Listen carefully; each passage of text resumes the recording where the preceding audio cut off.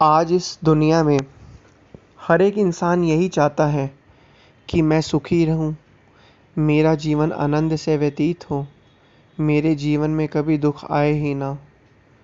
इस जीव की दिली तमन्ना यही रहती है कि मेरा जीवन सुखमय हो, आनंद में बीते और सब कुछ सही चले और कभी भी परेशानी ना आए।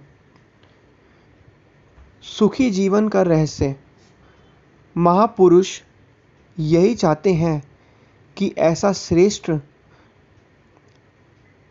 मानुष जन्म मिला है तो इंसान क्यों दुखी रहे, यह जीवन क्यों ना सुखी ही जाए, पर लोक भी सुखी बना ले। यदि इस जीवन में सुखी होता तो महापुरुष इतना जोर ना देते। यदि इस लोक में सुखी नहीं तो आगे कैसे सुखी होगा, कब चिंताओं से मुक्त होकर सुख स्वरूप बनेगा। गुरमुखी नामु जपू मन मेरे, नानक पावहु सुख घनेरे। महापुरुष फरमाते हैं, सुख प्राप्त करने का केवल एक ही साधन है कि हर समय मालिक का नाम जपते रहें और सच्चे सुख से माला माल हो जाओ। गुरुमुख सत्पुरुषों के आदेशानुसार जीवन बनाकर सुख प्राप्त कर सकते हैं। यदि यहाँ सुख पाएगा कोई तो उसका परलोक भी संवर जाएगा और सुखमय होगा। सुख किसमें है? केवल नाम और भक्ति में। यह सुख का पौधा फलेगा, फूलेगा और परलोक में भी जीव सुखी होगा, लक्ष्य की भी पूर्ति होगी। इसलिए मालिक की भक्ति करके लोक परलोक को संवारना है और लक्ष्य की बहुपूर्ति करनी है। नाम जिसके हृदय में बसता वही सच्चा धनवान है।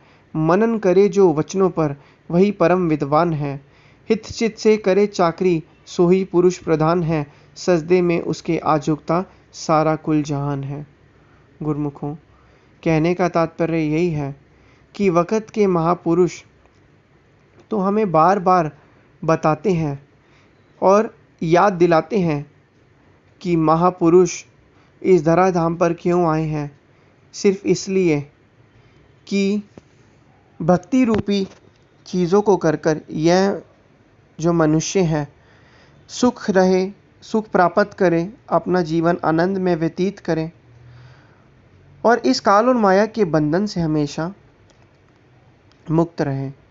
महापुरुष फरमाते हैं कि राम की शरण में आने से या सत्पुरुषों की संगति ग्रहण करने से सच्चा सुख मिल सकता है। सुसंगति से सुख उपजे, कुसंगति से दुख जोए। कहे कबीर तह जाइए, साधु संग जय होए। महापुरुष चेतावनी देते हैं कि वहाँ पर जाना चाहिए जहाँ पर संत महापुरुषों की संगति मिले। हर पल दिल में ख्यालों की हलचल मची रहती है, वह सत्संग में जाने से समाप्त हो जाती है। सुरती एकाग्र होकर अपने काम में लगने से उसे सच्चा सुख प्राप्त होता है।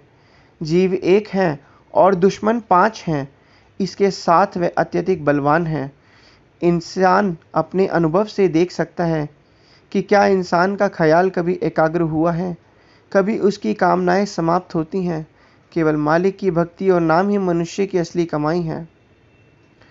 तो इसलिए वक़्त के संतों महापुरुषों का यही कहना है कि जितना जितना हो सके हमें अपने श्री सद्गुरुदेव महाराज जी के चरण कमलों में यही प्रार्थना करनी है कि हमारा ये जो जन्म है परमपिता परमात्मा की भक्ति में बीते, उनकी आगे और मौज में बीते, तभी हम जो है इस सच्चे सुख को प्राप्त कर सकते हैं और मानुष तन का जो असली जो हमें मिला है लक्ष्य उसे भी प्राप्त कर सकते हैं।